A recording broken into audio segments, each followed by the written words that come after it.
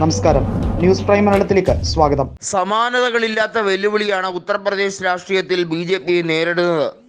2012 BJPക്ക് 50 സീറ്റുകൾ മാത്രമേ ഉത്തർപ്രദേശ് നിയമസഭയിൽ ഉണ്ടായിരുന്നുള്ളൂ. ഇത്തവണ രാഷ്ട്രീയത്തിൽ BJPക്ക് ലോക്സഭയിൽ ഉണ്ടായ കനത്ത നഷ്ടം താരതമ്യേന 2009-ലെയും 2004-ലെയും ഒക്കെ കണക്കുകൾ എടുത്തു വെച്ച് നോക്കുമ്പോൾ അത്ര വലിയ നഷ്ടമായി കണക്കാക്കാമോ എന്ന് രാജ്നാഥ് സിംഗ് ഉൾപ്പെടെയുള്ളവർ ചോദിക്കുന്നുണ്ട്. അതിന് കാരണമായത് അന്നൊക്കെ BJPക്ക് നാമമാത്രമായ സീറ്റുകളെ ഉണ്ടായിരുന്നുള്ളൂ. 2014-ലാണ് 71 സീറ്റുകൾ BJPക്ക് നേടിയെടുക്കാൻ കഴിഞ്ഞത്.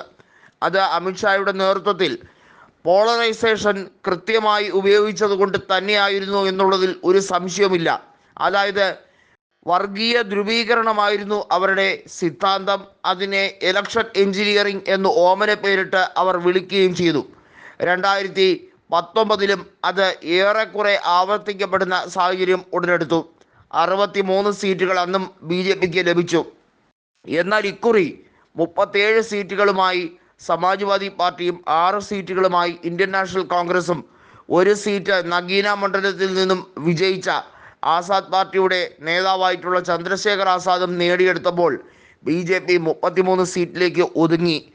യോഗി ആദിത്യനാഥിൻ്റെ കാലാവധി, അതായത് 2022 ഫെബ്രുവരി മാസം നടന്ന UP തെരഞ്ഞെടുപ്പിൻ്റെ വിധി വന്നപ്പോൾ ഒറ്റയ്ക്ക് കേവല ഭൂരിപക്ഷം രണ്ടാമതും ലഭിച്ചെങ്കിലും യോഗി ആദിത്യനാഥിന് 2027 വരെ തുടരാൻ കഴിയില്ല എന്നുള്ളത് വ്യക്തമായി കഴിഞ്ഞിരിക്കുന്നു.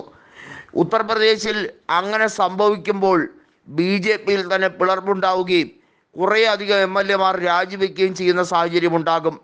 അങ്ങനെ വരുമ്പോൾ തീർച്ചയായും ഉപതെരഞ്ഞെടുപ്പല്ല, തെരഞ്ഞെടുപ്പിലേക്ക് തന്നെ കളമാറുന്നു എന്നത് വ്യക്തമാവുകയാണ്.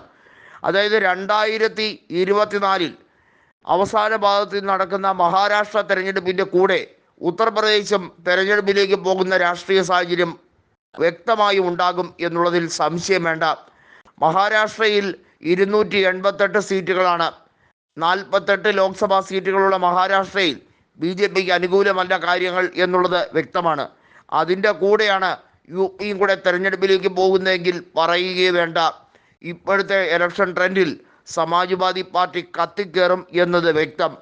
ഒരു അട്ടിമറിയിലേക്ക് നീക്കാൻ സമാജ്വാദി പാർട്ടി വെമ്പൽ കൊള്ളുമ്പോൾ എങ്ങനെയും ഭരണത്തെ പിടിച്ചു നിർത്താൻ BJP ആവുന്നത്ര ശ്രമിക്കുന്നുണ്ട്.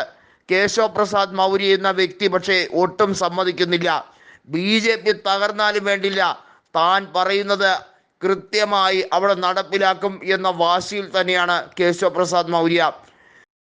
എല്ലാ രീതിയിലും ആജ്ഞാനവൃത്തിക്ക് അനുസരിച്ച് BJPയെ നീക്കാൻ ഇത് ഗുജറാത്ത് അല്ല എന്ന് മോദിയോടും അമിത്ഷായോടും BJP പ്രവർത്തകർ തന്നെ പറയുന്നുണ്ട്.